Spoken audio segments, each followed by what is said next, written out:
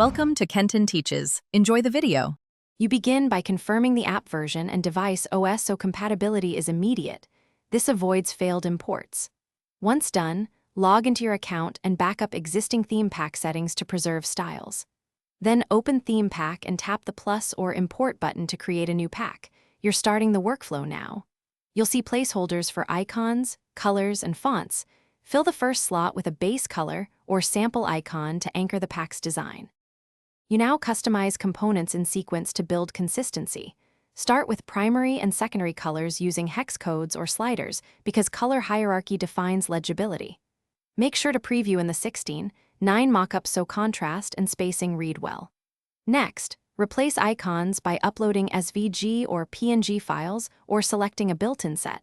Scale icons between 0, 5, and 1. 5 times to match UI density. Then set font pairings and metadata.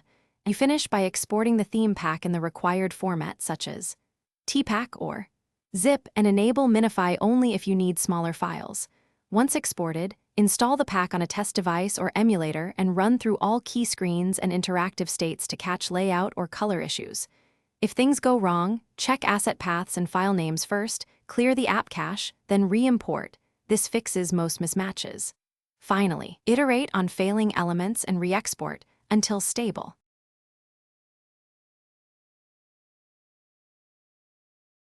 Thanks for watching. Please subscribe if this video was helpful.